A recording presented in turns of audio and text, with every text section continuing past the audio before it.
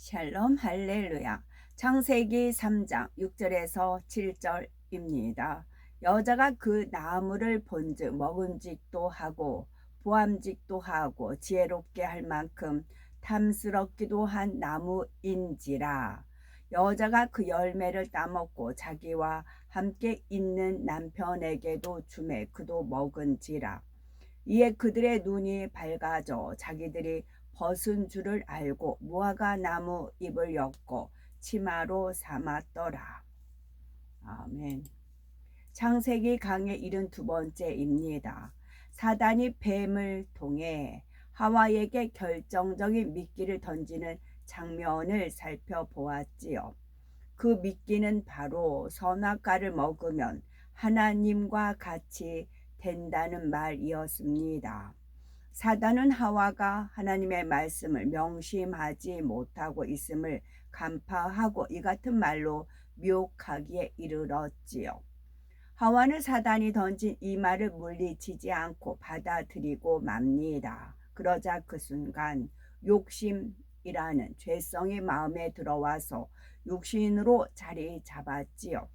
이렇게 잉태된 욕심이라는 죄성은 마침내 하나님의 말씀에 불순종하는 죄의 열매로 나오게 됩니다. 하와가 죄의 열매를 어떻게 맺는지 말씀드리면, 먼저 6절에 여자가 그 나무를 본즉, 먼저 보는 게 먼저예요. 안목의 정욕과 육신의 정욕과 이생의 자랑. 그래서 안목의 정욕이 먼저 나옵니다. 여자가 그 나무를 본즉 먹음직도 하고 보암직도 하고 지혜롭게 할 만큼 탐스럽기도 한 나무인지라. 여자가 그 실과를 따먹고 자기와 함께한 남편에게도 주매 그도 먹은지라 했습니다. 그 텔레비전을 보다 보면은 그 광고가 많이 나오죠. 광고 나오고 그러면 광고가 이게 이제 과대 광고 뭐 그러잖아요. 저 같은 경우는 이제 텔레비전을 안 보기 때문에 광고를 접하지 못합니다. 그래서 뭐 요즘 뭐가 이제 많이 이렇게 팔리고 뭐하고 그런 걸 몰라요. 충동 구매를 그러니까 안 해요. 충동 구매를 안 하고 이제 시장에 가서 그때그때 필요한 그런 거를 사고, 또 냉장고에 이렇게 음식 만들어서 넣어놓으면 또 잊어버리니까 이제 주방에다가 커다랗게 이제 적어요. 1번, 2번 뭐 가지나물, 2번 뭐 콩나물 무침, 이렇게 제가 만들어 놓은 걸 적어요. 그걸 보면은 아 맞다, 이거 먹어야지 하니까 이제 헛된 소비를 안 하더라고요. 충동 구매 같은 거를 안 하더라고요. 그래서 어느 분이 어떤 거를 뭐 이렇게 사잡게 뭐를 이렇게 이제 컵라면 종류예요. 무슨 떡볶이 같은 거를 편의점에서 사서 잡수시더라고요. 그래서 이분은 이런 걸 어떻게 알아서 이렇게 사잡수시지 그랬어요. 그러다 보니까 이제 전철인가에서 보니까 이제 광고가 거대하게 뜬 걸 봤어요. 그러니까 아유 맛이 없네 막 그러시더라고요. 그래서 이런 거 어디서 알아서 잡수실까, 사서 잡수실까 했더니 광고였어요. 광고를 자꾸 보다 보면 사람들이 입력돼 가지고 그렇게 이제 사 먹게 되는 거죠. 여기서 보는 거, 여자가 그 나무를 본즉. 그래서 저는 연예인들 이렇게 뭐 집 자랑하고 막 그런 거 나오잖아요. 그거 보고 부러움 안 가질 사람이 어디 있을까요? 또 연예인들은 연예들끼리 또 경쟁을 하잖아요. 그래서 정보를 얻기 위해서 슬쩍 봤다가도 이제 그 어떤 연예인은 그 세계에서 두 개밖에 없는 뭐 세계에서 뭐 없는 그런 걸로 해서 또 그런 걸 자부심 자랑 긍지를 갖더라고요. 그들 세계는 그들 세계 나름대로 또 경쟁 라이벌이 있어요. 그래서 여자가 그 나무를 본즉 봄으로 인해서 생기는 겁니다. 하와가 사단의 미혹에 넘어가자 마음에서는 육신의 작용이 시작됐습니다. 그 결과 하와가 선악과를 바라보는 시각이 달라졌지요. 똑같은 선악과가 이젠 달라 보입니다. 먹음직도 하고 보암직도 하고 지혜롭게 할 만큼 탐스러워 보이기도 했습니다. 이는 마음에 잉태된 욕심이라는 죄성이 이 세 가지 욕구로 발전했음을 나타냅니다. 먼저 선악과가 먹음직스럽게 여겨진 것은 육신의 정욕의 작용입니다. 다음으로 보암직도하다, 즉 보기에도 아름다웠다는 것은 안목의 정욕이 작용이지요. 여기에 지혜롭게 할 만큼 탐스러웠다는 것은 이생의 자랑의 작용입니다. 그래서 아까 읽어드리는 말씀이 이제 그러니까 하나님의 나라는 먹는 것과 마시는 것이 아니요. 여기를 이제 초월을 했어요. 그러면 오직 성령 안에서 의와 평강과 희락이라 이것이 맺혔어요. 그래서 그 다음 단계로 가셔야 된다고.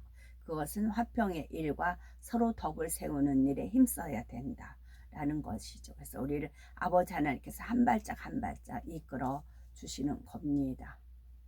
그래서 화평의 일과 서로 덕을 세우는 데 힘을 써라.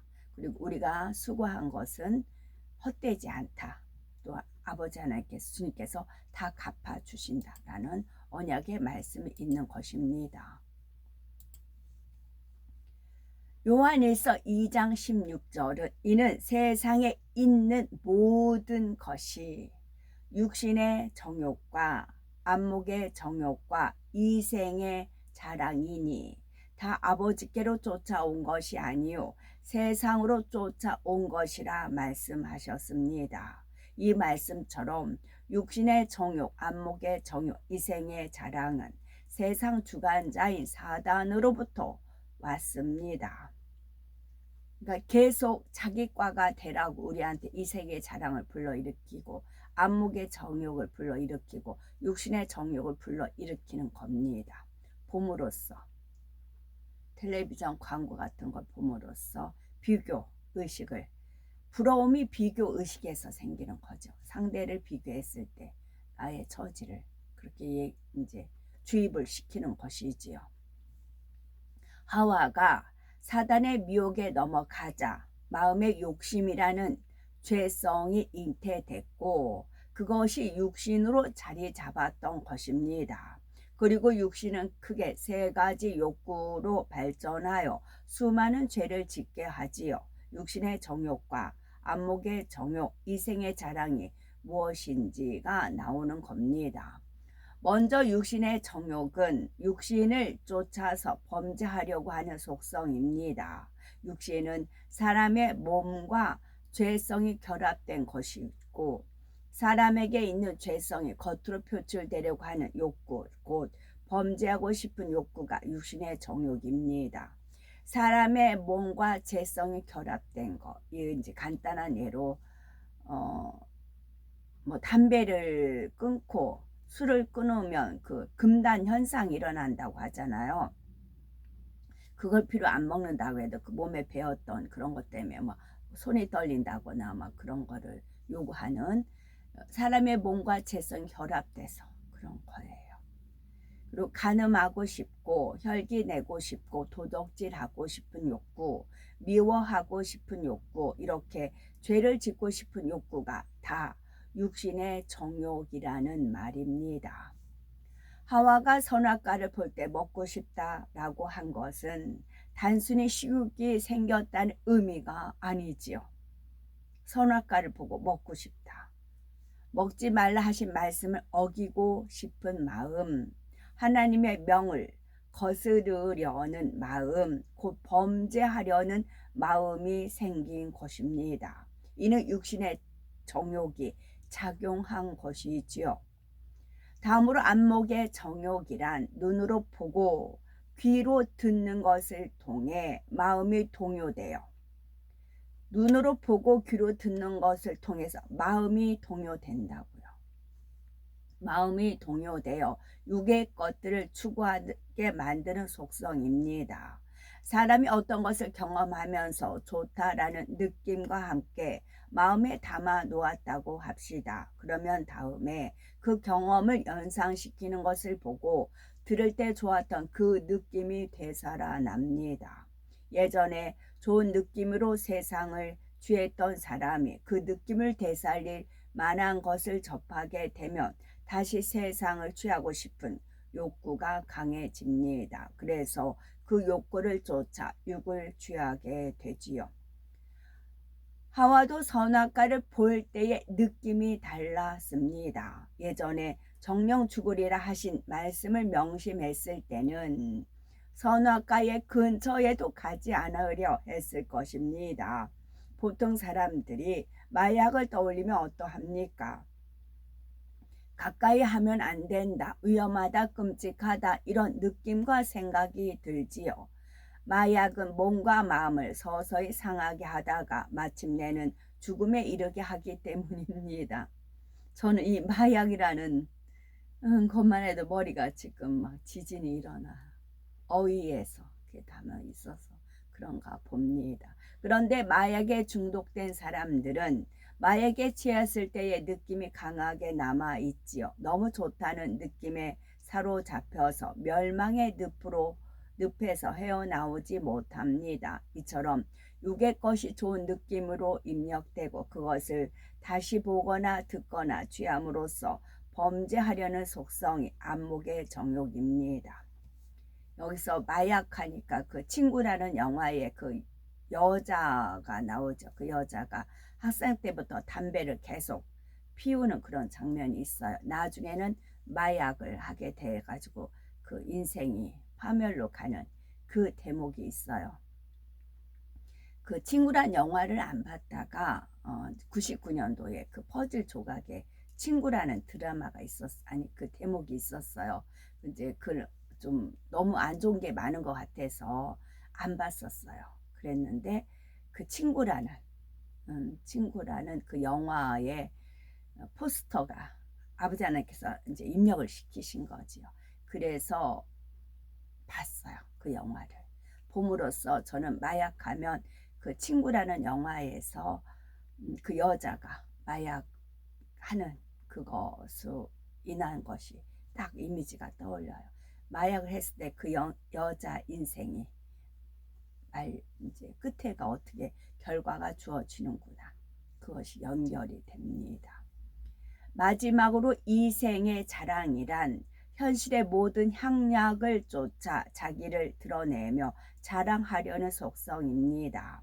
육의 사람들은 자신이 가진 것을 남들에게 자랑하고 싶어 합니다. 부와 명예, 지식이나 권세, 외모에 대해 칭찬을 받으면 기분이 좋고 남들이 보내는 부러움의 시선을 즐깁니다. 이렇게 자기를 내세우며 자랑하고 싶은 마음 곧 이생의 자랑으로 인해 여러 가지 육의 것을 취해 나갑니다. 하와도 그랬습니다. 자신이 지금보다 더 나은 존재 곧 하나님과 같이 되고 싶은 마음이 있었지요. 그런데 선악과를 보니 과연 지혜롭게 할 만큼 탐스러웠습니다. 이생의 자랑을 충족시켜 줄 수 있을 만하게 여겨졌지요. 이처럼 하와가 사단의 미혹을 받은 후 선악과를 보자 육신의 정욕, 안목의 정욕, 이생의 자랑이 발동되었습니다. 그래서 결국 선악과를 따먹고 말았지요. 더 나아가 자기와 함께한 남편 아담에게도 주워 먹게 했습니다. 아담이 하와로부터 선악과를 먹으라는 말을 들었을 때 어떻게 하는 것이 옳았을까요? 하와를 호되게 꾸짖고 하나님께 용서받을 수 있도록 이끌었어야 합니다. 그런데 아담은 그렇게 하지 않았지요. 이상하리만큼 순순히 하와의 말을 따랐습니다. 결국 아담도 사단의 계략대로 선악과를 먹고 말았던 것이지요. 여기서 아담이 하와의 말에 쉽게 응한 이유는 그도 온전한 영의 존재가 되고 싶은 마음이 있었기 때문입니다. 아담은 생명이었지만 온전한 영의 존재가 아니라 불완전한 영의 존재였지요. 하나님의 기운인 생기가 빠져나가면 근본 흙의 성질을 가진 육의 존재로 돌아갈 가능성이 있었습니다. 얼굴이 흑빛이다 그런 표현을 쓰잖아요. 검을 흙도 있지만 진흙 같은 이을기어 이런 흑빛도 있어요. 그래서 우리가 이제 그 안에 생기가 있으면, 그러니까 성령 충만, 은혜 충만 뭐 그런 거 있으면 얼굴에 빛이 나잖아요. 그런데 이게 빠져나갔어요. 그러면 완전 육의 사람, 흑빛에 있는 것이 있지요. 그래서 성령 충만하면은 그 사나운 것도 변한다. 그런 이제 표현이 있어요. 그런 것도 있어요. 그래서 우리가 하나님의 기운이 생기가 빠져나가면 근본 흙의 얼굴이 됩니다. 얼굴이 사악하고 보는 것만 가지고도 그렇고. 그러나 이목구비가 못생겼어요. 그랬는데 성령 충만하면 하나님의 은혜 빛이 임하면 예쁘잖아요. 그래서 외모를 보지 않고 중심을 본다는 그거예요. 저 같은 경우도 지극히 평범해요. 지극히 평범합니다. 지극히 평범하지만 하나님의 은혜 가운데 있으면 그렇죠. 아담은 이러한 자신의 한계성을 알고 있었죠. 첫째 하늘과 둘째 하늘의 지배자로 있지만, 그래서 제 얼굴이 여러 가지로 비춰져요. 근데 이렇게 어떤 사람한테 은혜를 끼쳐야 된다. 하나님 입장에서 어떤 사람이 저보고 은혜를 받아야 되겠다면 어느 순간에 은혜의 모습으로 비치게끔 해요. 그런데 어떤 사람한테는 저를 판단 정죄를 해요. 그러면 그 사람한테 굳이 은혜의 빛을 비칠 필요가 없어요. 그 사람 마음은 이미 저에 대해서 판단 정죄하는 마음이 이미 자리 잡고 있어요. 그러면 아버지 하나님께서 은혜의 빛을 걷어가세요. 그래서 순간적으로 육의 저의 모습이 있어요. 그러면 뭐야? 진짜 내가 생각한 대로 그냥 사람이잖아. 그런 표정을 역력히 하고 저를 보고 지나가요. 저는 그걸 또 감지합니다. 즐긴다는 말은 좀 그렇고요. 즐긴다는 말은 그렇고, 내 자신도 이제 하나님의 역사가 이제 이루어지니까, 하나님의 역사가 있을 때 어떤 사람한테 은혜 주고 능력 주고 했을 때는 그 에너지가 나가는데, 어떤 사람이 저를 판단 정죄하고 이미 그 사람이 판단 정죄한 게 느껴졌어요. 그 평상시 그런 걸 알고, 그러면 저한테 그냥 자연인 저 흙의 모습, 저의 모습으로 드러나요. 그래서 저는 이제 어느 정도 그걸 감지하기 때문에 그냥 냅둬요. 은혜를 받든 시험을 들든 뭐 그건 그 사람 몫이다 라고 할 수밖에 없어요. 제가 일부러 그러는 것, 고의적으로 하는 건 아니니까 아버지 하나님께서 상 줄 자에게 상 주고 이제 그러시기 때문에 그래요. 그래서 다 자기 마음 먹기 나름이다 라는 것입니다. 첫째 하늘과 둘째 하늘의 지배자로 있지만 온전한 영의 세계인 셋째 하늘의 존재와는 근본적으로 다름을 익히 알았습니다. 이에 아담도 온전한 영의 존재에 대한 존경심이 있었지요. 하와도 마찬가지였습니다. 사단은 이 점을 이용하여 뱀을 통해 교묘하게 미혹했지요. 상대적으로 접근하기 쉬운 하와를 먼저 미혹했고 다음은 하와를 통해 아담을 넘어뜨렸습니다. 이 부분에서 마음에 새겨야 할 교훈이 있습니다. 바로 누군가가 우리가 하나님 말씀에 위배된 행동을 하도록 미혹할 때 아담처럼 넘어가서는 안 된다는 사실입니다. 즉시 단호하게 물리쳐야 합니다. 이와 함께 미혹하는 상대가 회개할 수 있도록 깨우쳐 줘야 하지요. 그런데 사람들은 일에 대해서 책임감을 별로 느끼지 못할 때 더욱 쉽게 죄에 빠져들고 맙니다. 아담의 입장에서 이 상황을 한번 보면은 하와가 선악과를 먼저 다 먹었는데 아무 일도 일어나지 않았습니다. 그리고 자신에게도 권합니다. 먹어봐요. 괜찮아요. 라고요. 아담은 너무나 쉽게 응한 것이지요. 이처럼 많은 사람들이 다른 사람을 핑계로 쉽게 죄를 범합니다. 다들 그러니까 나도 괜찮겠지. 내가 먼저 시작한 것도 아닌데 생각을 하지요.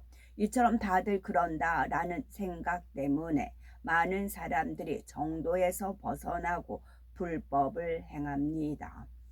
예를 들어서 사업하시는 분들은 다른 업체들은 다 편법을 쓰는데 나만 혼자 정도를 걸으면 나만 손해다라는 생각이 틈탈 수가 있지요.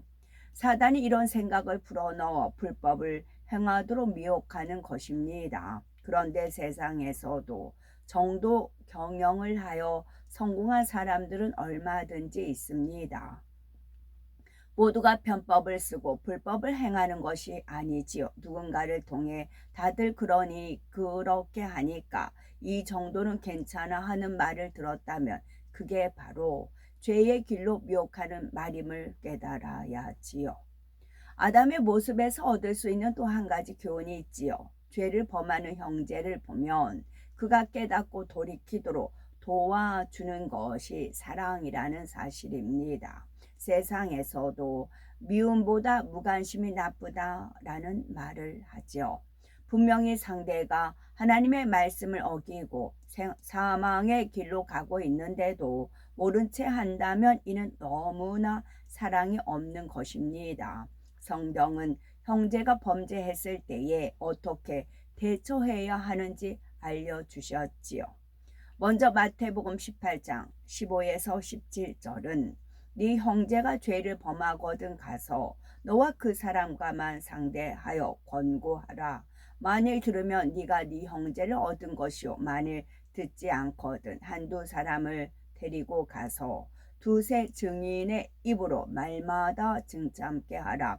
만일 그들의 말도 듣지 않거든 교회에 말하고 교회의 말도 듣지 않거든 이방인과 세리와 같이 여기라 말씀하셨습니다. 또한 야고보서 5장 19, 20절에는 내 형제들아 너희 중에 미혹하여 진리를 떠난 자를 누가 돌아서게 하면 너희가 알 것은 죄인을 미혹한 길에서 돌아서게 하는 자가 그 영혼을 사망에서 구원하며 허다한 죄를 덮을 것이니라 말씀하셨습니다. 갈라디아서 6장 1절은 형제들아 사람이 만일 무슨 범죄한 일이 드러나거든 신령한 너희는 온유한 심령으로 그러한 자를 바로 잡고 네 자신을 돌아보아 너도 시험을 받을까 두려워하라 했지요. 우리는 이제 성숙한 하나님의 자녀로서 사단의 미혹을 스스로 물리칠 수 있습니다. 이제 더 나아가 믿음이 연약하여 아직도 죄를 짓는 영혼들에게 우리의 도움을 줄 수가 있지요. 그래서 한 사람도 소외됨이 없이 모두 함께 영을 향해 힘차게 나가야 되겠습니다.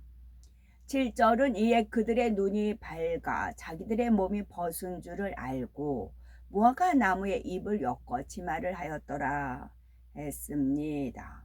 아담과 하와가 범죄한 후 어떻게 변해가는지 보여주지요. 먼저 눈이 밝아졌다 했습니다. 이는 혼의 작용이 시작되었다라는 뜻입니다.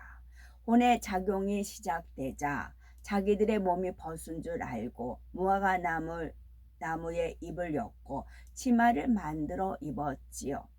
이들은 선악과를 먹기 전 수많은 세월 동안 옷을 입지 않은 채 잘 살았습니다. 그런데 선악과를 먹은 후부터 벗었다는 사실이 부끄럽게 여겨졌지요. 그래서 치마를 해서 입었고요. 그 오랜 세월 동안은 한 번도 부끄럽다는 생각이 들지 않았는데 왜 갑자기 부끄러워졌을까요? 바로 비진리에 속한 혼의 작용 때문입니다. 이미 마음에 육신이 자리 잡았고 하나님의 명을 거스르고 선악과를 먹는 육체의 일까지 나왔지요. 이제는 혼의 작용을 통해서 육신의 생각도 더 활발하게 나오게 되었습니다.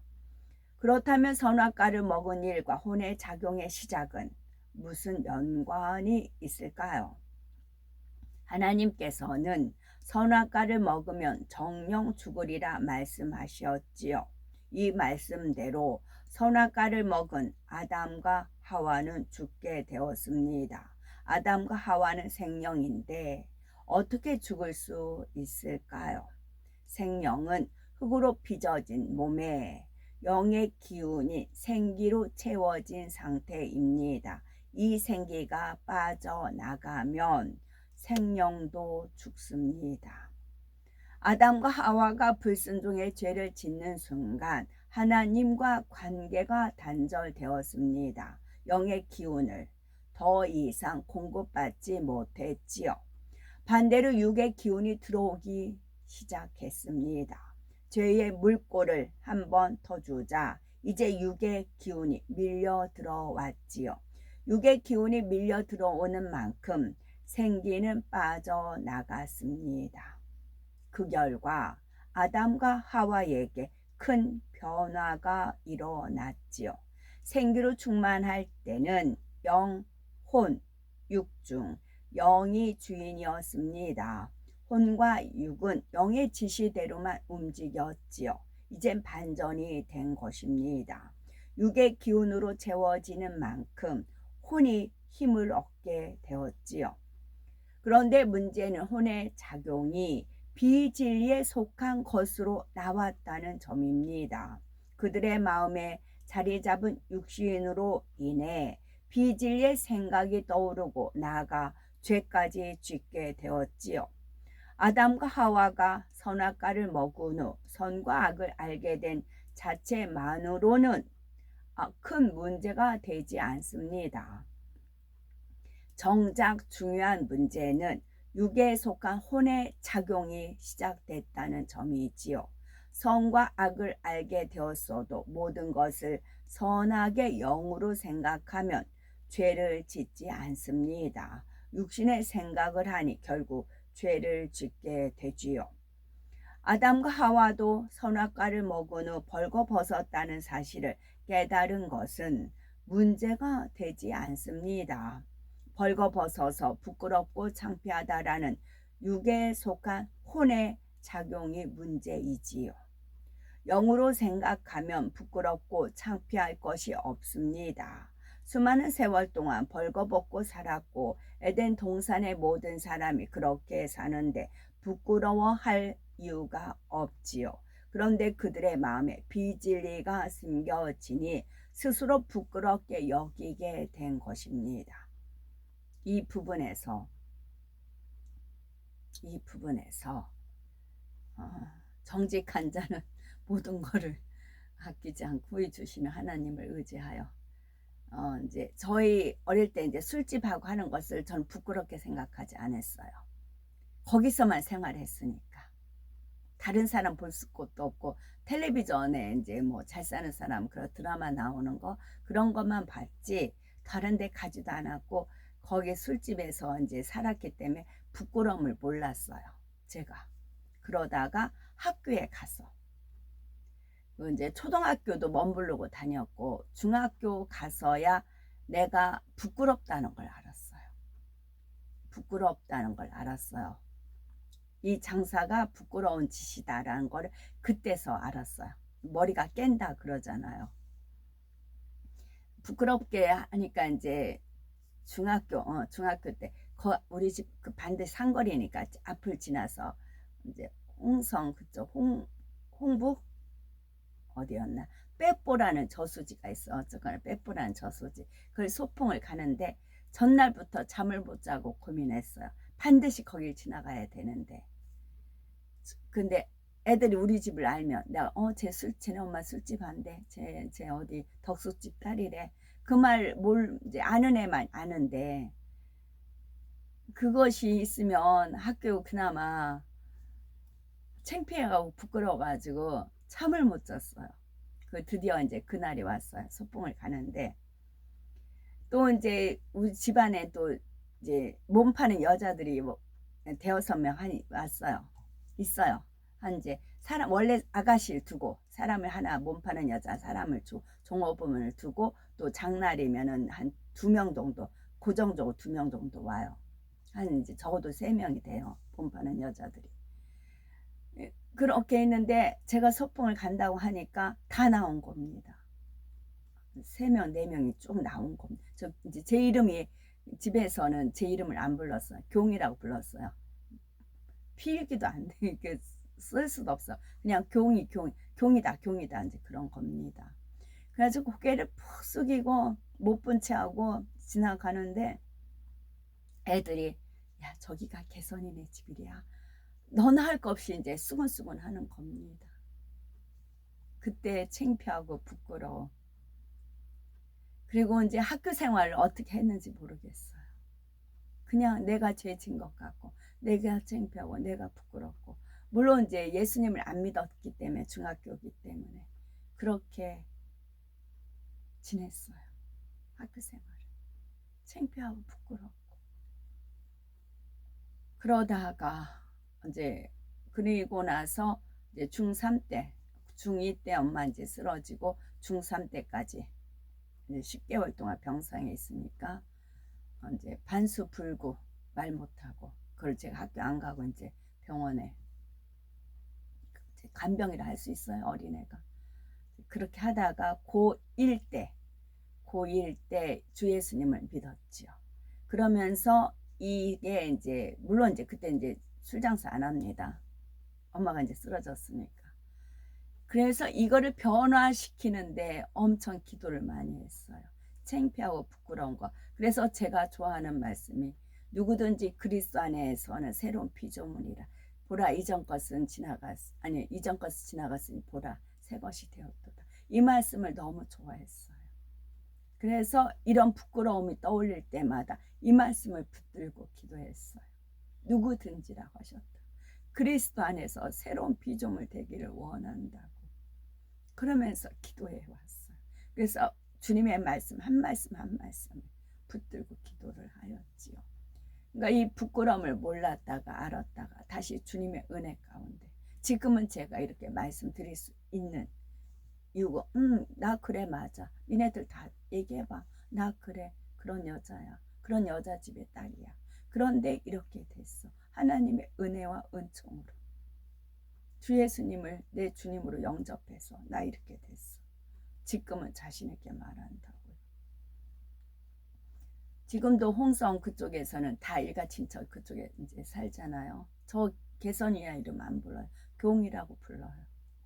뭐 싸가지 없다 뭐 했다 뭐 다 그렇게 손가락질 지금 저 당해. 그래도 나는 그리스도 안에서 새로운 피조물이다. 당당하게 저는 나갑니다. 아담과 하와의 이런 변화를 비유들어 설명하면 중앙방송과 지방방송이 있다고 합시다. 두 방송은 항상 전파를 쏘아 보냅니다. 중앙방송과 지방방송이 항상 전파를 쏘아 보냅니다. 아담과 하와는 늘 중앙방송을 들었지요. 중앙방송의 전파가 매우 강하기도 했지만 그들의 주파수를 항상 중앙방송에 맞췄기 때문입니다. 지방방송은 틈탈 수가 없었죠. 그런데 주파수 다이얼을 다른 데로 돌리는 계기가 있었습니다. 바로 선악과를 먹은 일이었지요. 그러자 중앙방송 소리는 희미해졌고 이제는 지방방송 소리가 더 또렷이 들립니다. 이처럼 아담이 생명일 때는 온통 영의 기운에 쌓여 혼의 작용이 일어날 수 없었지요. 영의 기운이 빠져나가자 영의 세력이 약해졌고 혼의 주도권을 잡아 활발하게 작용하게 되었습니다. 이러한 영적인 원리는 오늘날에도 동일하게 적용이 됩니다. 마음을 영으로 온전히 일구지 못했다 해도 성령의 충만함을 입어 영의 기운이 충만해지면 혼의 작용을 제어하기가 쉽지요. 순간 육신의 생각이 떠올랐다 해도 바로 영의 생각으로 바꿀 수 있습니다. 영으로 들어가면 육신의 생각은 아예 떠오르지 않지요. 온 영이 되면 떠오르려 해도 안 떠오릅니다. 이처럼 마음이 영으로 일구어진 상태에서는 혼이 영의 지배를 받아 영으로만 생각하게 되지요.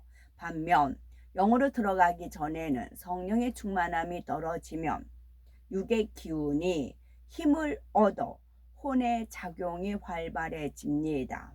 육신의 생각을 차단하거나 절제하기가 어려워지지요.